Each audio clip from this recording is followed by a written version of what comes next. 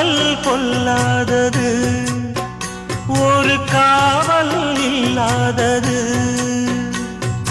ஊதக்காத்தில் வஞ்சி மாது ஒத்தையிலே வாடும்போது போர்வை போல பொத்தி அணைப்பே.